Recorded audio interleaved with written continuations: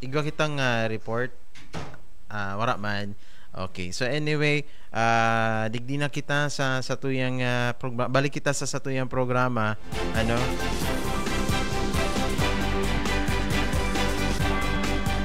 Ano lang kita ano kita baretang lokal kita mga katiwala ano ta digdi igwa kita digdi importante ini ta manungod po ini sa overpricing, overcharging ano. Ay nako, igwa na naman po kita ning insidente ning overcharging sa pamasahe sa mga tricycle. Ay dai na kita nawawaran nin arog kaning issue. Mga pasawayon. Ano? So sabi po iyan kang Public Safety Office Legazpi. So igwa na naman po ning reklamo ning overcharging sa pamasahe. So ang nangyari palan kay ni sabi digdi ano apod kay ni ang yan tigbabasa ko mga katiwala. So sabi po digdi ano sa report nagdulok sa inda so pasahero makalihis po mabiktima ning overcharging kang magsakay ini sa sarong tricycle harani sa sarong sinihan. So baka dyanan sa may kaampang kang St. Raphael Church. Ano, mga katiwala. Kaso ang nangyari mga katiwala, ta nagkaoron so driver as in so nabiktima, pinatawad na kang may report kita. Pinatawad na kang nabiktima so driver. Tapos as per record palan mga katiwala ining driver may mga record na may mga nabiktima na ning overcharging na iling mo iyan. So mapagalon daing mga kanaraman ta paano pirmi lang pigpapatawad kang mga pasahero. Kaya katakod kaan mga katiwala nangapodan nangapodan ng PSO sa mga sa mga pasahero ta na dapat po panaramon kaya namimihasa sinda ta iyan dakulo na mga chances na tigtatao permi iyan pero sa bagay kaya ang iba man ang rason paano nga nagiidali na ako so instead na makipag-diskutir pa ako sa air, makipag-discuss pa ako sa iya, bayadan ko na lang, maduman na lang, malilit pa ako sa lakawon ko. Pero simplihon man lang ang mga katiwala, sabi ko nga ni kan mga nakaagi, pwede man nindoan, kwaon lang nindo so numero, so number kan sa indang tricycle, tas i-report sa PSO, madalion man sana, iyan man sana ang solusyon dyan. Tanganing manaram, tang iba ka aniisipon ade man sa mga reklamo pero anyway sa pag yao na sa tadtaod na tapa ka mo istoryahan tapa ka mo and ipadagos ta iyan pero bagong iyan mga katiwala so igwa mo nakita ning live report fresh from Makati City bata pag mga yaong baga dyan mga sosyalo na dapat Makati Makati City o baka yaon dyan si Katiwalang Jam Mendoza and Katiwalang Susan Balani live na live sa Makati City aramuntaan sa indang istorya. Veritas Katiwala Patrol. Hello. Yes, good morning. Good morning. Okay na? Okay na. Alright. Yes, good morning Katiwalang Reynard and sa gabos na itong mga parantabay sa telebisyon, radyo, asina, internet.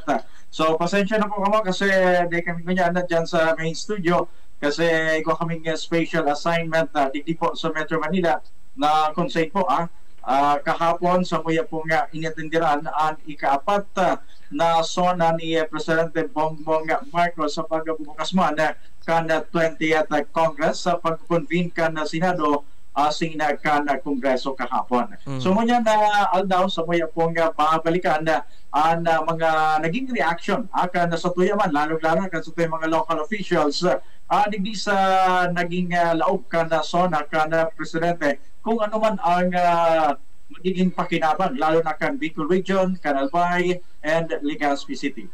Pero babalikan ta muna ang highlights akan laog akan sobra sarong oras na sona kan sa tuyang presidente. Nagbukas po yan sa acknowledgement kan na public sentiment kung sa inpinunan ni President Marcos na pag-reconusir sa voter frustration na sa nakalihis na eleksyon. Malinaw na ang mensahe kan eleksyon kaipuhan na mas tibayan pa, mas rikasan.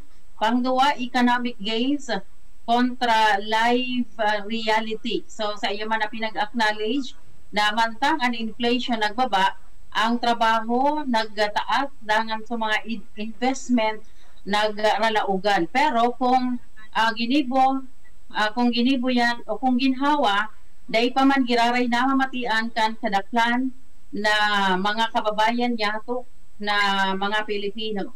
So, garo, dekorasyon sa nadaa sa Reynard ang mga nangyari o mga nakuang datos. Nagterma na sa 20 pesos na presyo kan bagas na ipiga pangako niya and nag-affirm kan goal na 20 pesos per kilong bagas naging feasible as in bako propaganda. Napatunayan na 20 pesos kada kilo kan bagas dai nagpalugi man sa mga paraoma. So piga sa iya man na piga bantaan an mga hoarders, so mga nagtatarago as in nagmanipular kan presyo kan bagas na sinda pwedeng kasuhan ng economic sabotage. Sa social protection programs, nagpahayag ka na pagiging komitido na magtaon in capital para sa 2.5 million na pobreng pamilya na magpuon ni negosyo. NSP restaurant jam perme na kaipuhan bako lang trabahoan i-crear kan gobyerno kundi tawananin na sagit na negosyo. Kasi kung halimbawa naggapon ka sa nagnoronsyente ka, pag naging nagtalubo, pwede ka din na magtaon nin trabaho sa imong komunidad. So, karo po yan. And ang DOLE, ang DFWD, dangan DTI kasabay ang TESDA, kaipuhan magkaigwaning coordination sa mga livelihood programs para magkaigwaning sustainable employment. So, yan ang importante. Energy infrastructure. So, may 200 ng mga power facilities ang natapos. 4 milyon na household ang nagkaigwanan na elektrisidad. Nagtauman in pag-responder sa energy crisis sa CPHOR, pigsugo na ibalik sa normal ang serbisyo kan kuryente bago matapos ining taon 2025. Water supply crisis, 6.1 million na mantinidong wara nin ligtas dangan reliable na tubig. So, papanimbagon ang nagpabaya as in nagkulang. So, kanpig, sabi niya ito, samping hiling mi duman kung ano facial impression kan mga bilyag kasi sa intabaga nard na sida ang saro sa mga water. Yan. Sabi nga nasa 74 ang ano ninda na water stations. Yan. And mapapanimbag and pigsubo ang mga water district dangan ang LOA na mag-implementar nin urgent rehabilitation. Sa health, yun. Okay, sa health sa Reynard, no? Na naging highlight man akan naging sona ni Presidente na yun na tawan ni nadakulang oportunidad lalo na sa mga billing na magkaiba na ni zero billing sa tuwing mga kababayan na oras na ini ma-admit sa mga hospital kaya nakulang tabang ini para sa tuya. So ang PhilHealth Yakap program ini na comprehensive coverage kasabay na dikting ang pagkakaigwa ng libreng ano yan? Zero bill na. Examination and billing. And duman sa mga kababayan niya to na talagang warang-wara. Kaya kung minsan makahirakman, talagang titiyos na lang nila ang sitwasyon.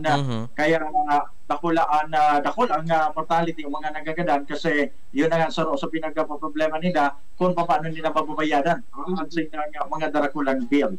So nabitan niya managadiyan na PhilHealth Yakap program. So ang laog ka yan itong pagkakaigwa comprehensive coverage na kasabay ang free primary so pagpapakonsulta dangan referral sa mga libreng mga primary, nagkaigwaning 75 maintenance medicine, tracing lab test, dangan anom na cancer screening, hasta 20,000 pesos kada taon ang na benepisyo para sa mga indigent. So wala nang dahilan so Reynard tanganing dai magpabulong, matakot na magpahiling sa mga hospital. So sarap pa dyan, so zero billing na ipinangako, so hanggang pwede dainanin maluwas na bayadan ang pasyente sa mga ospital kasi minsan baga namumroblema na ang pamilya namumundo na sila sa kondisyon kan sa indang pasyente pero namumroblema pa kung sain makuanin pambakal bulong takuro reseta kung sain makuanin pambayad kung narahay na ang sa iyang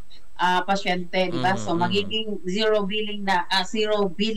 So dain na po nin babayadan pag nagluwas na ang pasyente sa ospital. So pig-announce man na ang pasyente sa mga DOH hospital dain na po nin babayadan, dain na sila out of pocket cost.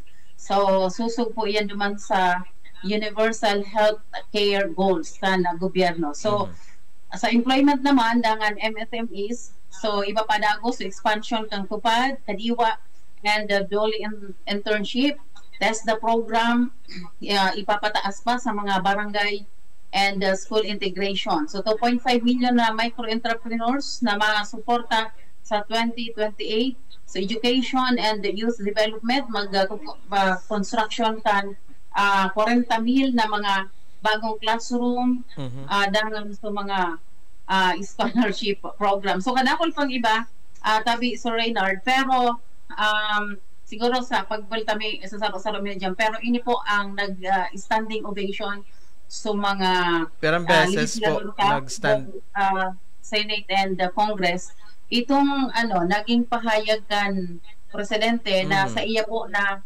papaimbestigaran dangan pagpanimbagon so kuyan flood control infrastructure project na issue man yan kan Bicol region baga. Kasi napulang bagay po ang issue mo yan kan presidente may kinaraman po sa corruption. So napulang warning po ang pagtataw kan presidente iman po sa nag-aabuso kan mga resources kan gobyerno na kung sa'yo talagang diretsahan na sinabi kahapon actually gabos halos nakatutok man nailintaman po kung ano so naging reaction ka na presidente duman po magatugang sa sayang kampanya against